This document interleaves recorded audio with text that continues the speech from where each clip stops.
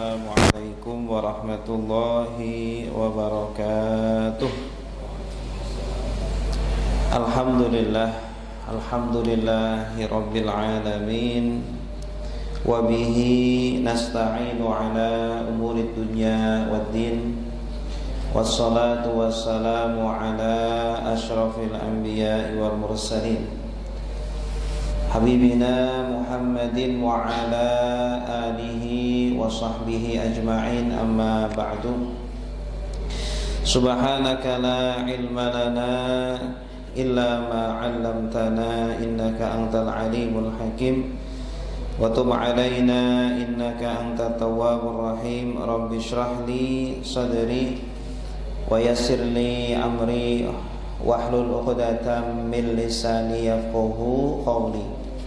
Raditu billahi rabba wa bil islami dina wa bi Muhammadin nabiyya wa rasula.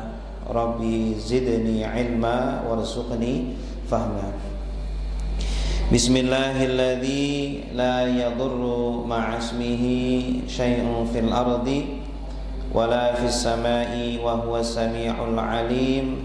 Nawaitu ta'lima wa ta'alluma wa tadhkira wa tadhakkura wa naf'a wal intifa'a wal ifadata wal istifadata wal hassa ala tamassuki bi kitabillahi wa sunnati rasulih wa batigha'a wajhillahi ta'ala. Bapak Ibu jamaah salat maghrib Masjid Al-Mubasyirin yang dimuliakan Allah, alhamdulillah pada sore hari ini atau maghrib hari ini kita kembali akan mengkaji kitab Al-Kabair karangan Al-Imam Al-Hafidh Adz-Dzahabi rahimahullahu ta'ala rahmatan wasi'ah. Pada pembahasan lalu kita sudah membahas dosa besar yang ke-34 ya, berkaitan dengan ad-dayyuts ya, yaitu orang-orang atau para suami, para lelaki yang tidak peduli akan kemungkaran yang ada di rumahnya ya. Istrinya tidak menutup aurat ya, istrinya tidak sholat atau anaknya dibiarkan saja. Nah, ini termasuk dosa besar ya. Sebagai kepala keluarga, sebagai suami, bapak, atas anak-anak kita bertanggung jawab ya, tidak hanya kebahagiaan di dunia untuk keluarga kita tetapi juga di akhirat. Ya ayyuhalladzina amanu qu anfusakum wa ahlikum nar. Wahai orang-orang yang beriman, jagalah dirimu dan juga keluargamu dari api neraka. Bapak Ibu yang dimuliakan Allah, pada malam hari ini insyaallah kita akan masuk ke dosa besar yang atau membahas dosa besar yang ke-35. Al-kabiratul khamisatu wassalasun ya.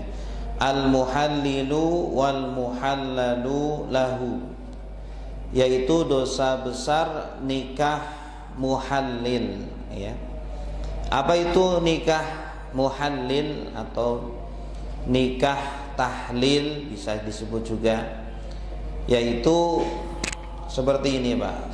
Ketika kita mencerai istri ya, di dalam Islam itu seorang laki-laki punya kesempatan mencerai ya sebanyak 3 kali. Kalau sudah 3 kali, istri kita sudah terlepas ikatan pernikahannya.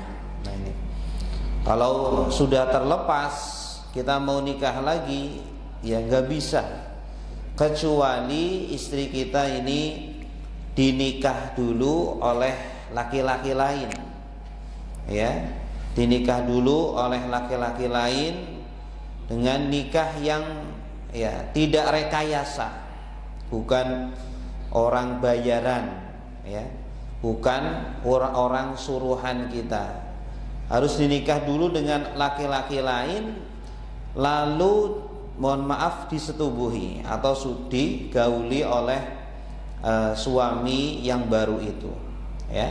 Setelah sudah disetubuhi, ya, seandainya terjadi perceraian dengan suami baru itu, ya, sampai 3 kali talak, ya, sampai putus pernikahan atau terlepas pernikahan dengan laki-laki yang kedua itu, ya, tentu dengan sampai 3 kali talak sama seperti pertama tadi, baru, ya, setelah habis iddah wanita tersebut, baru laki-laki yang pertama atau suami yang pertama boleh menikah dengan, ya, istri kita itu yang sudah pernah nikah dengan laki-laki yang lain. Itu aturannya, Pak. Itu di dalam surah Al-Baqarah, Allah Subhanahu wa taala berfirman, fa in talaqaha fala tahillu lahu min ba'du hatta tankiha zaujan ghairah, ya. Pada ayat sebelumnya dijelaskan bahwa at-talaqu marratan fa imsakum bima'rufin aw tasrihum bi ihsan, ya. Talak yang boleh kita merujuk istri kita lagi cuma 2 kali kesempatannya, ya. Cuma dua kali. Kalau sudah 3 kali, fa in talaqaha, yaitu apabila kita mentalak istri kita yang ketiga kalinya, fala tahillu lahu mim ba'du, ya, maka tidak halal lagi istri kita itu, sudah terlepas ikatan pernikahannya, tidak bisa kita rujuk lagi, tidak bisa kita nikah baru lagi, ya. Kecuali apa? Hatta tankiha zaujan ghairah, kecuali kalau dia menikah dengan, ya, laki-laki yang lain. Kemudian fa in talaqaha fala junaha alaihima ayyataraja'a. Kemudian jika talak dengan laki-laki yang setelah udah nikah, kemudian terjadi perceraian lagi dengan laki-laki yang kedua ini, ya, sampai 3 kali cerai sama, kemudian sudah habis iddah wanita itu, baru wanita itu, ya, bekas istri kita bisa dinikah kembali. Nah, ini harus terjadi secara natural, ya.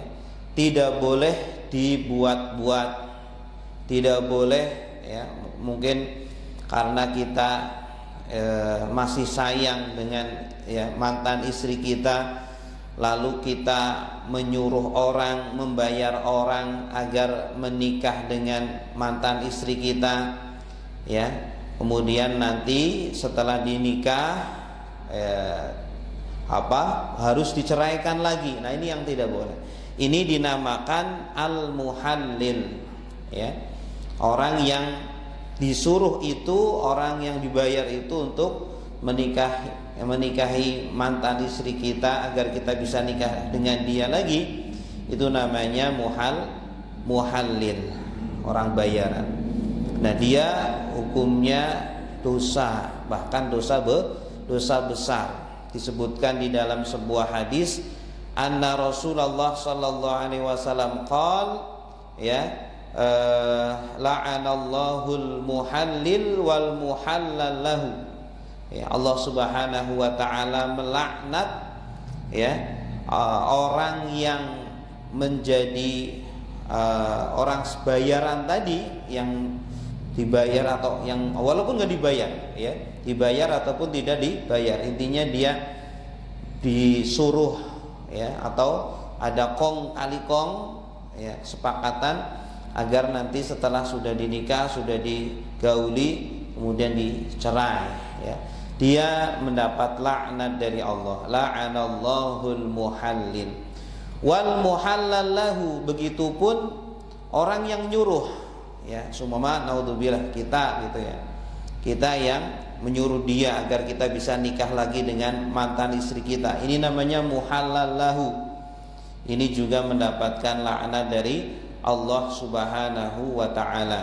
la'anallahul muhallila wal muhallala lahu. Ya. Bapak Ibu yang dimuliakan Allah, bahkan ya dalam sebuah hadis, ya, hadis lain riwayat dari Uqbah bin Amir, qala, beliau berkata, qala Rasulullah sallallahu alaihi wasallam, ya, Rasulullah sallallahu alaihi wasallam bersabda, ala ukhbirukum bitisil musta'ar, ya, mau enggak kalian saya kabarkan kepada kalian, ya, bandot pinjeman. Istilahnya sampai Rasul saja mengistilahkan dengan bandot, Pak. Bandot itu pejantannya kambing gitu. Bandot pinjeman, ya. Jadi minjem bandot kambing jantan untuk dikawinkan. Biasanya kan ya kambing itu ada penjantannya, itu namanya tis al musta'ar, yang dipinjemkan, ya. Jadi orang muhallil itu dikatakan oleh Nabi, diistilahkan oleh Nabi dengan atis al musta'ar, ya, pejantan pinjaman begitu, ya. Baik minjemnya dibayar ataupun tidak, itu tetap mendapatkan laknat dari Allah Subhanahu wa taala. Baik, Bapak Ibu yang dimuliakan Allah, kenapa syariat Islam mengharamkan, ya, atau bahkan melaknat orang yang melakukan nikah tahlil, nikah muhallil? Di antaranya adalah agar laki-laki itu jangan gegabah, ya. Agar para suami itu jangan mudah marah, jangan mudah emosi, jangan mudah mengeluarkan kalimat cerai, ya. Kalimat cerai ini kalimat yang mudah diucapkan tapi akibatnya sangat fatal, ya. Betapa banyak anak-anak yang broken, anak-anak yang rusak akhlaknya, pendidikannya gara-gara perceraian, gitu, ya.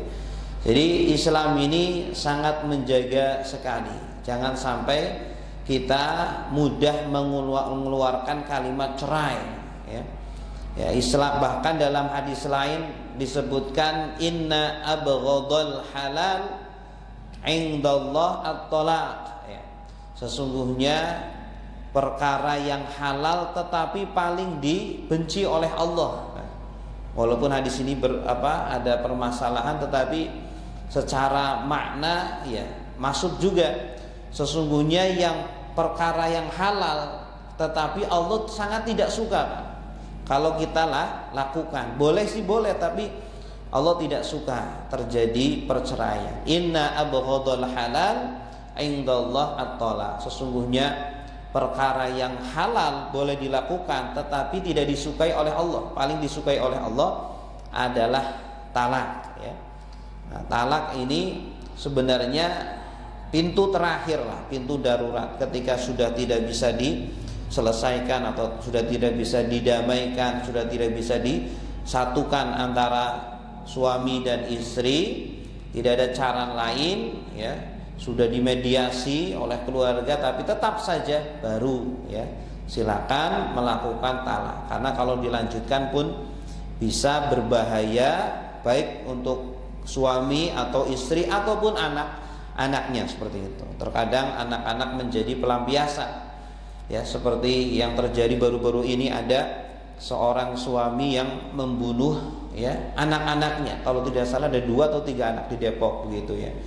Dibunuh, Pak, masih kecil-kecil, ya, dengan sangat tega. Anaknya sendiri, darah dagingnya sendiri, ya, penerusnya dia, tapi tega dibunuh. Di mana rasa kemanusiaannya, ya, gitu. Baik Bapak Ibu yang dimuliakan Allah, inilah nikahul muhallil, ya, yang diharamkan di dalam agama Islam. Kemudian juga selain kenapa Islam mengharamkan nikah muhallil, di antara hikmahnya agar kita hati-hati dalam mengeluarkan kalimat talak, terutama, ya. Jangan sampai keluarlah, semarah apapun jangan sampai keluar. Jangan juga dijadikan bercandaan, ya. Dalam sebuah hadis Rasulullah SAW juga bersabda, salasun, ya, jidduhunna jidduhunna jiddun atau jadduhunna jaddun wa hazluhunna jaddun gitu. Ada 3 perkara, ada 3 ucapan yang di dalam syariat Islam bercandanya dianggap serius, seriusnya juga dianggap serius, Pak. Ini. Jadi nggak boleh kita main-main, kata Nabi, dengan 3 perkara ini, yaitu an-nikah, wat thalaq, war raj'ah. Gitu. An-nikah yaitu pernikahan. Jangan sampai pernikahan dijadikan main-main, ya. Harus kita ketika menikahkan anak betul-betul pasangan yang matang, yang soleh, bagus agamanya, begitu ya. Jangan juga buat main-main, ya, buat bercandaan atau untuk acting, ya, untuk gitu ya. Karena bercandanya, ya, tidak seriusnya, main-mainnya itu dianggap serius di dalam Islam. An-nikah. Kemudian tolak, yang kedua adalah talak, cerai, ucapan cerai, ya. Walaupun kita bercanda, ya, kita ngomong ke istri kita, kamu saya talak, tapi bohong gitu, itu juga jatuh, Pak. Sekarang kan banyak ini kadang kita bercanda, cuma bercanda, enggak, ya. Kita bercanda pun di dalam Islam tolak itu jatuh. An-nikah, wa tolak, war raj'ah. Kemudian yang ketiga adalah rujuk, ya. Kita bercanda ngomong ke istri kita yang sedang kita talak, sedang masa iddah, kemudian kita bilang kamu saya rujuk, ya. Walaupun kita bercanda itu tetap jatuh, ya. Istri kita otomatis jatuh, istri kita balik lagi ke kita, gitu. Ya, tapi rujuk ini cuma boleh kita rujuk dalam 2 talak saja, Pak. Talak pertama, talak kedua. Talak ketiga sudah tidak bisa. Ya, kita mau seumpama kita sedang marah betul gitu, ya, sedang marah betul, nggak bisa terkontrol, sehingga kita mengucapkan kalimat talak ke istri kita, kamu saya talak, gitu ya. Maka istri kita itu masih istri kita karena talak pertama, ya. Masih bisa kita rujuk lagi selama masih di masa iddahnya. Masa iddahnya berapa? Masa iddahnya 3 kali suci, ya. Dari mulai kita talak, kemudian dihitung saja, ya. Setelah kita talak, dia mengalami suci 3 kali. Kalau, ya, ditalak ketika suci, kemudian datang haid nih, ya, kemudian datang suci. Nah, ini baru suci pertama ini, ya. Kemudian datang haid lagi, suci lagi. Ini suci kedua. Kemudian datang suci lagi yang ketiga. Nah, begitu selesai suci yang ketiga, habislah masa iddah istri kita. Kalau nggak dirujuk, Pak, ya, itu walaupun baru talak pertama, kalau nggak dirujuk selama masa iddah itu, kita nggak bisa mengembalikan istri kita ke dalam pernikahan kita kecuali dengan akad baru. Ini kalau baru talak pertama dan talak kedua, gitu ya. Bisa kita rujuk selama masa iddah. Keluar masa iddah, nggak bisa dirujuk kecuali dengan nikah baru, ya. Harus datang orang tuanya dia, walinya dia, ya, wali istri kita. Kemudian mendatangkan saksi lagi, kemudian mendatangkan mahar lagi, gitu ya. Syarat pernikahan harus ada walinya, harus ada saksi 2 orang laki-laki, kemudian maharnya juga, kemudian kalau bisa ada disaksikan oleh orang-orang, begitu. Disunahkan walimah juga. Ini kan repot lagi, gitu ya. Malu lagi nanti kita. Ada apa nih, kok nikah-nikahan lagi, bukannya udah nikah nih. Oh, ternyata habis ada tragedi atau ada, ya, perang. Nah, ini kalau tidak dirujuk pada masa iddahnya, ya. Kalau kembali lagi gimana? Kembali lagi maka akan menjadi istrinya dia lagi, ya. Kemudian ternyata terjadi talak lagi, sama seperti talak yang pertama. Selama masa iddahnya, kalau dirujuk sudah tidak perlu nikah baru lagi. Tapi kalau nggak dirujuk-rujuk, ya, sampai lebih dari 3 sucian, maka sudah keluar, maka kalau mau merujuk harus dinikah baru lagi, Pak. Nikahnya jadi 3 kali akhirnya. Ya. Nah, ini yang kedua. Nah, kalau sudah kedua, talak yang ketiga udah nggak bisa. Ya, tidak ada istilahnya rujuk lagi atau nikah baru lagi, kecuali dinikahi dulu oleh laki-laki yang lain. Dinikahi dengan akad yang sah, ya, akad yang sah dan akad yang bukan rekayasa, gitu ya. Kalau rekayasa ini namanya nikah muhalil, ya. Harus dengan akad yang sah dan harus dengan terjadi hubungan badan yang sah, yang betul-betul terjadi, tidak hanya sekedar berkholwat di satu kamar kemudian sudah, tidak, harus terjadi, mohon maaf, jima, ya, antara laki-laki tersebut dengan mantan istri kita, gitu ya. Dan kalau ternyata ini nikah muhalil, maka jumhur ulama mengatakan dosa perbuatannya dan tidak sah nikahnya. Ini jumhur dari madhab Maliki, madhab Syafi'i, madhab Hambali mengatakan dosa dan tidak sah, gitu, Pak.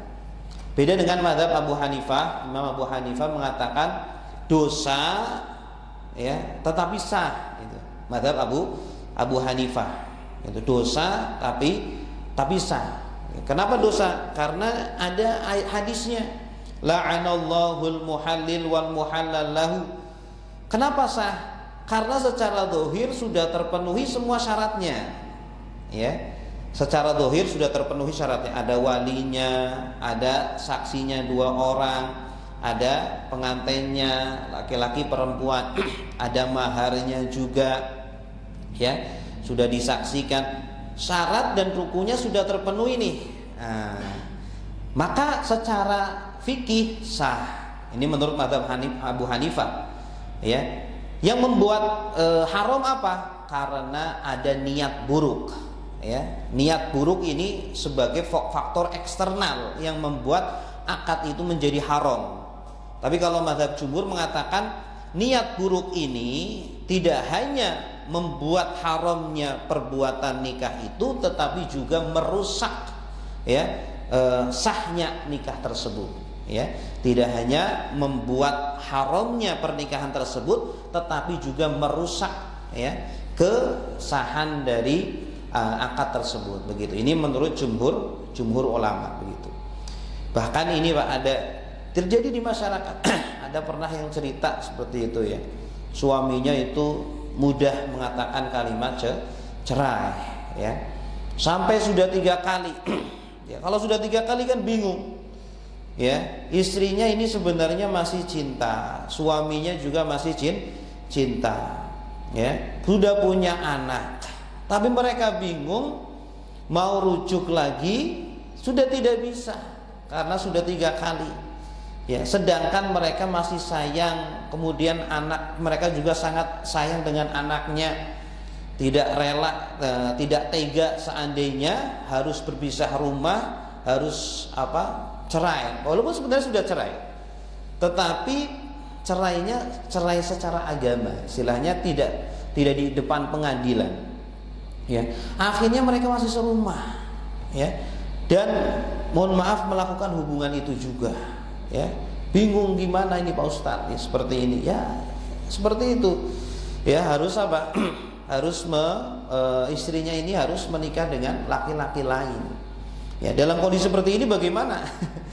Kan sulit juga, ya. Dia itu istri kita, kemudian dia mencari laki-laki lain yang kalaupun dapat laki-laki lain, apakah kemudian kalaupun dia mau, apakah orang tersebut mau nanti setelah menikah dicerain lagi? Kan belum tentu dapat orang yang seperti itu, ya. Kalau mazhab jumhur tidak membolehkan, mengharamkan dan tidak sah. Tapi kalau mazhab Abu Hanifah, ya mungkin, ya,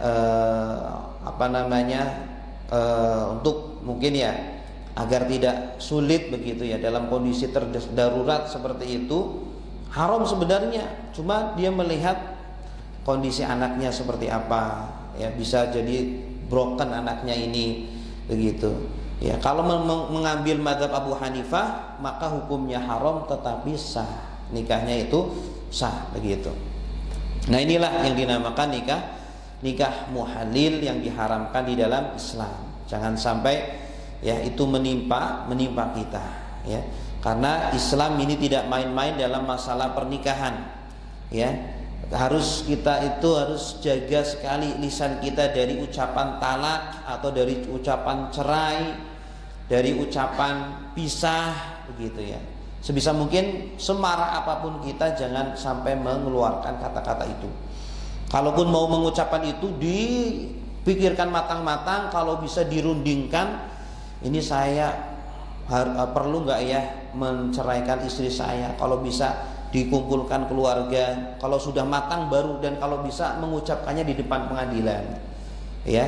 Ketika sudah sangat matang, sudah tidak bisa dipertahankan lagi pernikahan itu ya, baru silakan ucapkan di pengadilan ya, sehingga terjadi perceraian yang sah secara agama dan juga secara negara tercatat begitu ya. Nah itu, ini nikah muhalil. Jadi Islam sangat menjaga.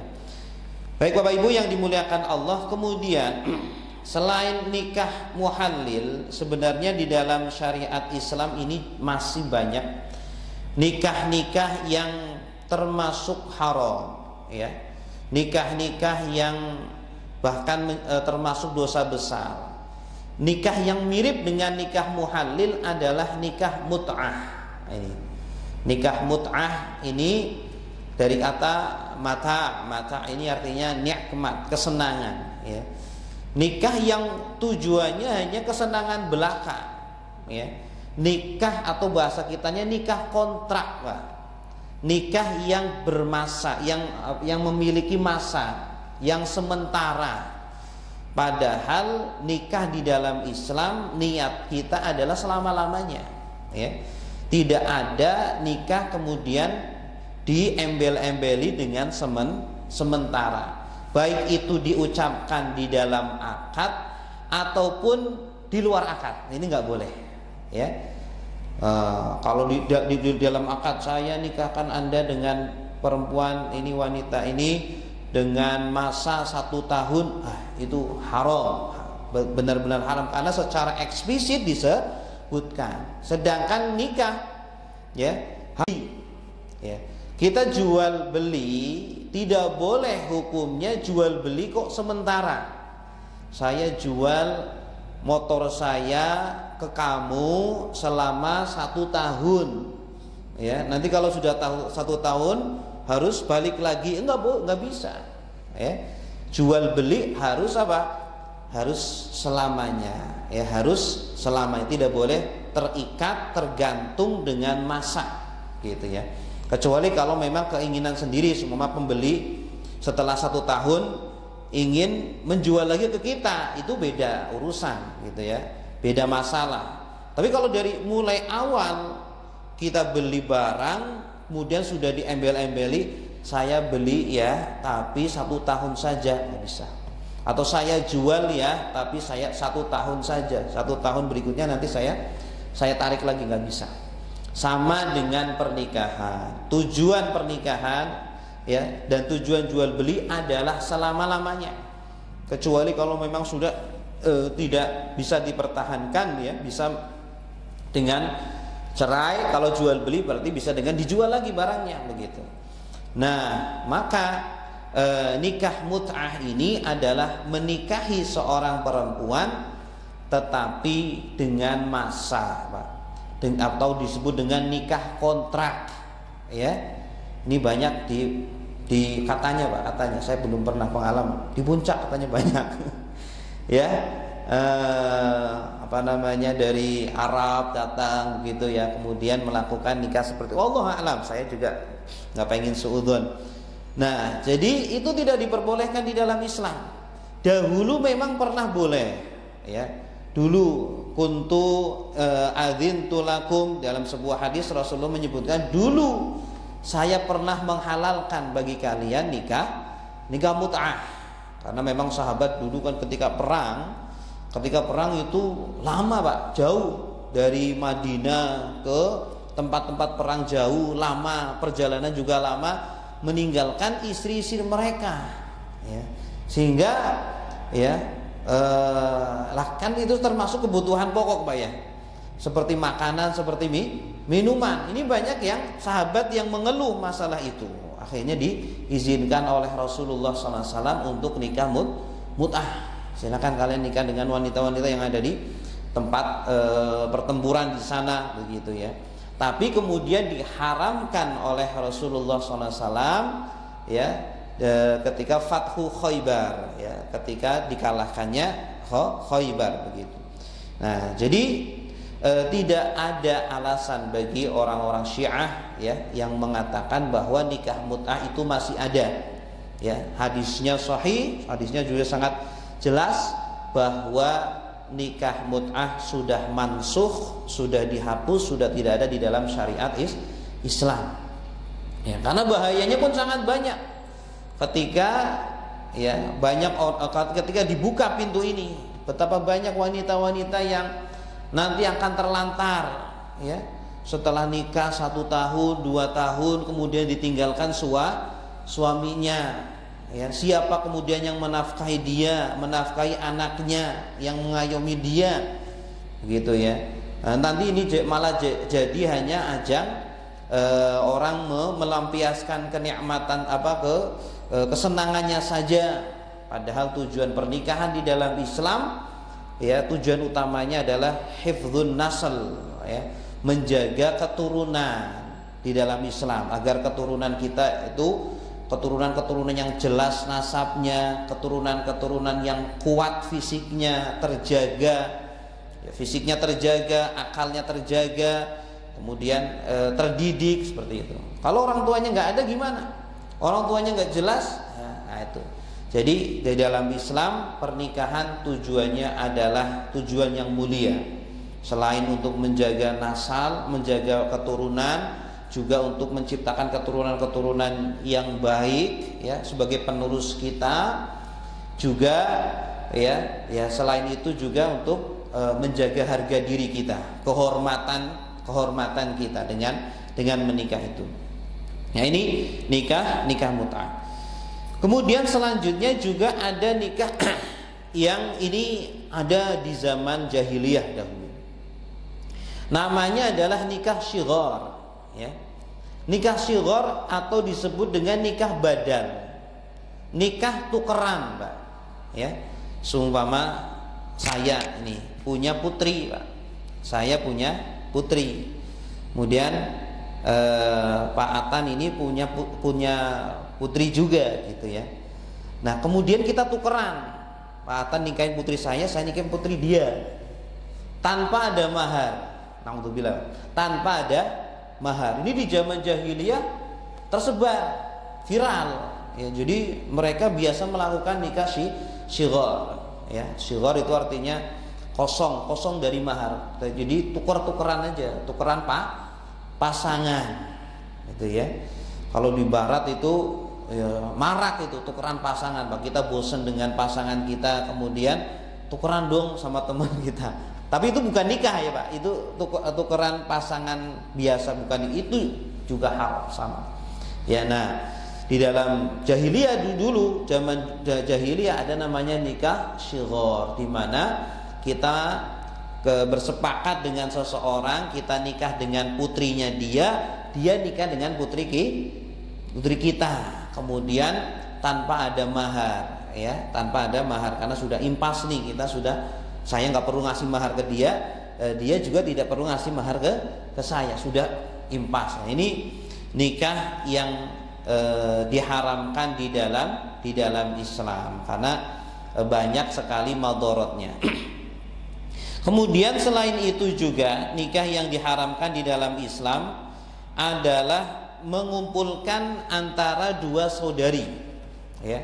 Kita nikah dengan seorang perempuan, nikah juga dengan saudarinya dia, ya. Nikah juga dengan kakaknya atau dengan adiknya dalam satu waktu, atau dalam ketika kita masih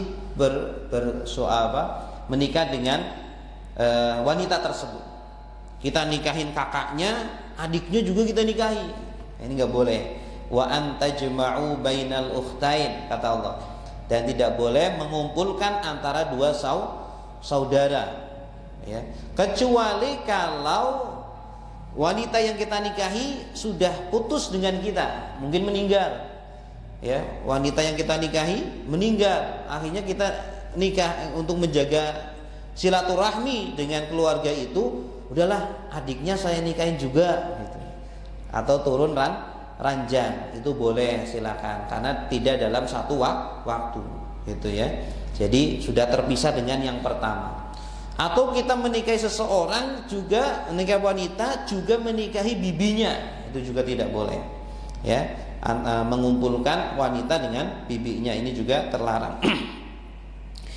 Selain itu juga nikah yang diharamkan adalah menikahi wanita-wanita mahram, ya. Disebutkan di dalam surah An-Nisa, hurrimat alaikum ummahatukum wa banatukum wa akhwatukum, ya. Dan seterusnya, diharamkan atas kalian menikahi ummahatukum, istri ibu-ibu kalian, ya. Tidak boleh kita menikahi ibu kita, ummahatukum, ya. Di Arab dahulu itu udah menjadi tradisi, Pak. Ketika ayah kita meninggal, yang diwariskan itu tidak hanya harta ayah kita saja, istri ayah kita pun diwarisi. Itulah buruknya, makanya dinamakan jahiliyah, ya. Yang diwarisi tidak hanya harta, tetapi juga, ya, istrinya ayah kita diwarisi. Diwarisnya gimana? Dinikahi, baik ibu kita ataupun ibu tiri kita. Mungkin bapak kita punya istri banyak, ya. Hanya ibunya istri bapak kita, ibu kita sendiri atau ibu tiri dinikahi. Nah, ini kemudian datanglah Islam memuliakan wanita. Tidak boleh ibu-ibu kita yang melahirkan kita ataupun ibu tiri kita, istri dari bapak kita nikahi, gitu. Wa banatukum, anak-anak putri kita tidak boleh kita nikahi, anak-anak kandung, putri kandung kita. Wa akhwatukum, saudari-saudari kita, kakak atau adik kita yang perempuan tidak boleh kita nikahi, ya. Wa ammatukum, bibi-bibi kita dari ayah. Wa khalatukum, bibi-bibi dari ibu. Wa banatul akhi, banatul akhi itu anak saudara kita, keponakan. Wa banatul ukhti, keponakan dari saudari.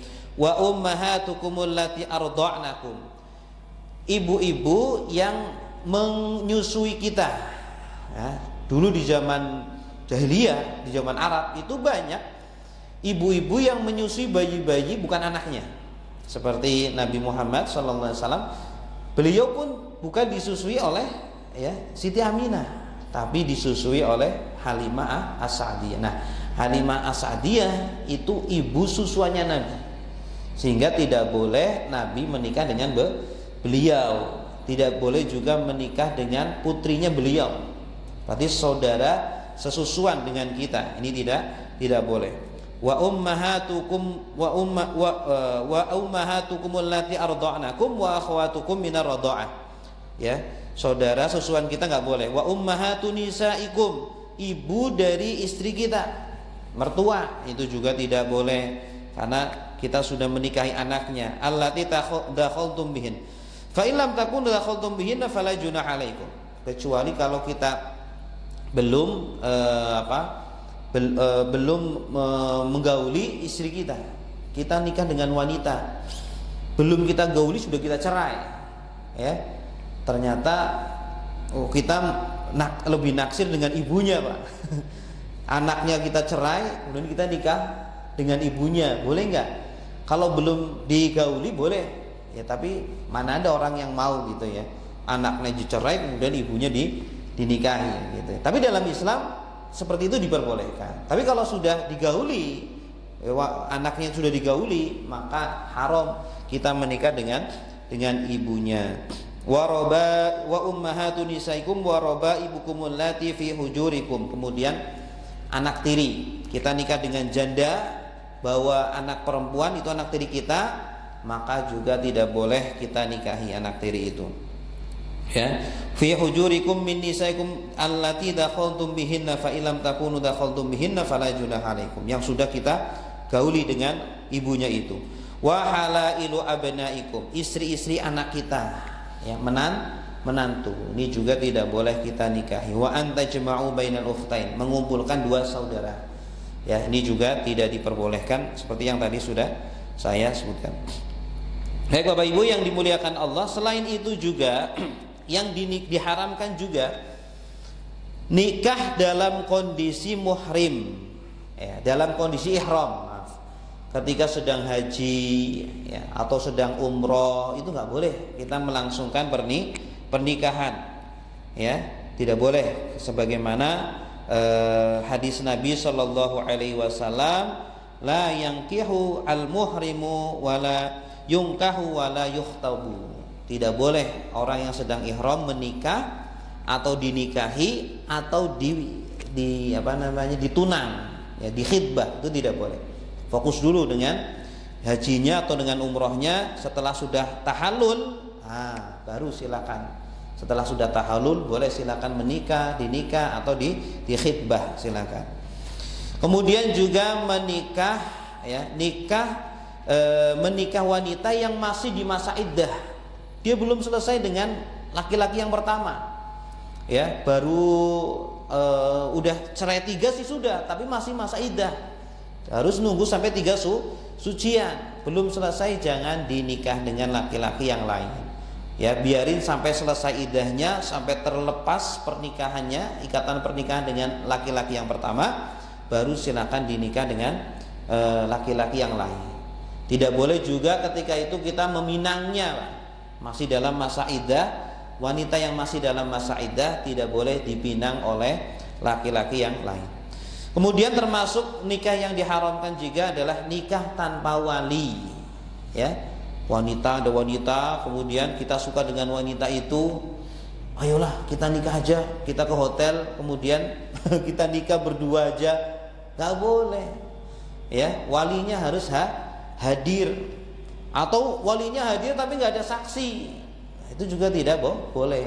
Setidaknya nikah itu ada pengantin laki-laki, pengantin perempuan, kemudian ada saksi 2 laki-laki kedua-duanya. Kemudian harus ada wali, satu wali perempuan itu. Walinya itu bisa orang tuanya atau bisa juga pamannya, nanti ada urutan wali gitu ya. Itu 5 harus ada gitu ya.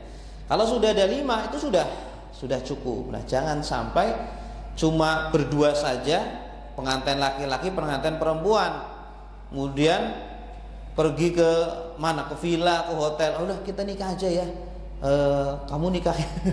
Nah, itu tidak bisa, ya, tidak sah. Atau mungkin ada saksinya 2 tapi nggak ada walinya, juga nggak bisa. Atau ada walinya tapi nggak ada saksi. Harus setidaknya ada 5 orang agar nikah itu sah, ya, tidak boleh tanpa wali. Kemudian juga tidak boleh menikah dengan wanita yang selain ahli kitab, nikah beda agama. Nikah beda agama ini kalau laki-lakinya non muslim, maka mutlak semua ulama sepakat.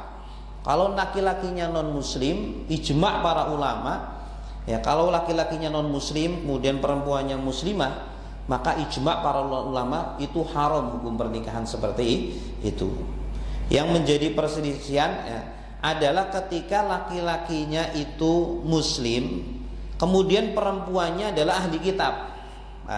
Perempuannya adalah ahli kitab. Ahli kitab itu Nasrani atau Yahudi. Ini terjadi perselisihan kuat, ya, perdebatan panas di antara para ulama. Ada yang membolehkan menikah jika laki-lakinya muslim, kemudian perempuannya Nasrani atau ahli kitab. Ada yang membolehkan, ada juga yang mengharamkan, ya, mengharamkan dengan alasan-alasan yang panjang kalau kita sebutkan.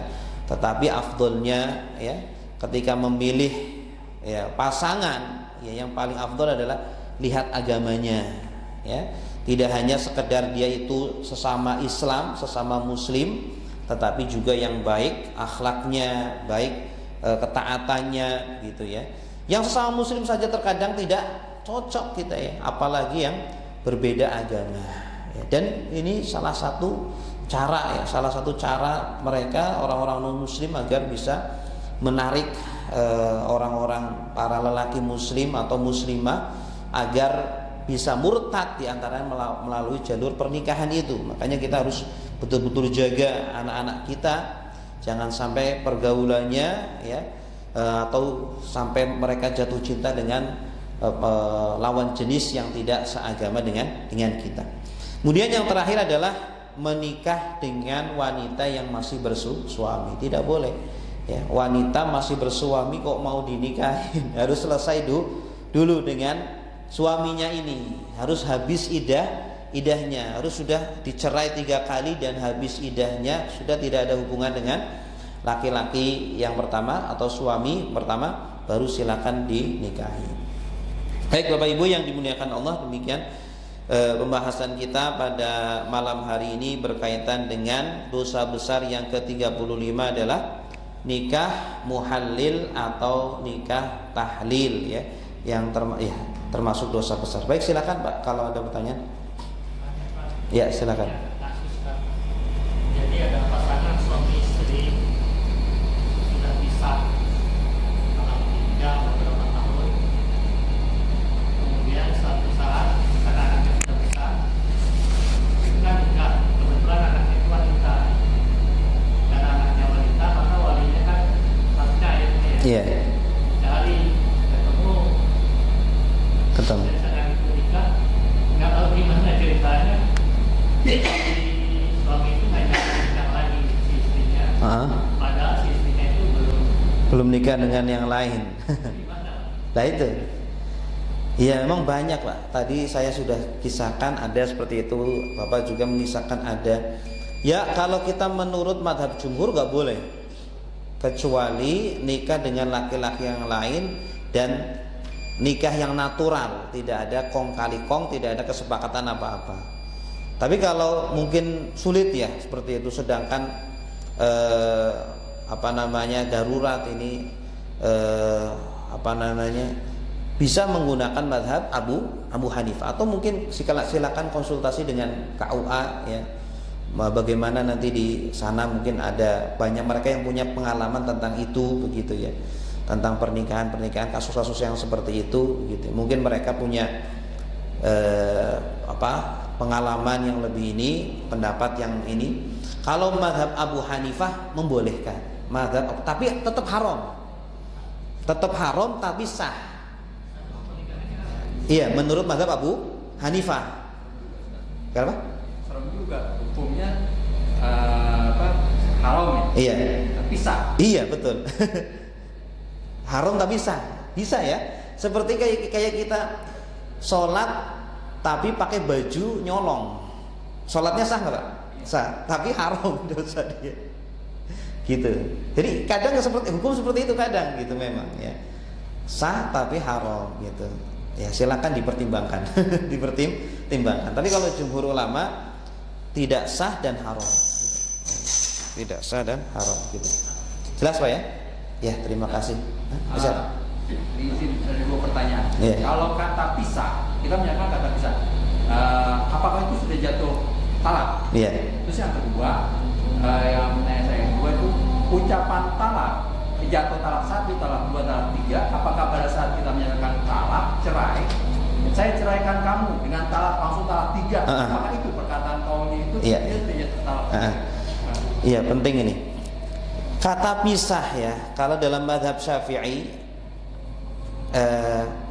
talak sharih, talak kan ada 2, ada talak yang sharih, ada talak yang kinayah. Talak yang sharih itu talak yang menggunakan bahasa eksplisit. Nah, bahasa eksplisit itu apa? Dalam mazhab Syafi'i itu yaitu talak, bahasa tolak, kemudian dengan bahasa pisah atau dengan bahasa lepas gitu. Dalam mazhab Syafi'i, tolak, firaq dan saroh. Itu. Jadi kalau pisah itu sudah termasuk sharih. Kita pisah. Itu sharih, itu nggak butuh niat itu. nggak butuh niat. Karena talak sorry itu nggak butuh niat. Kalau dia sudah mengucapkan, mau bercanda, mau serius, jatuh.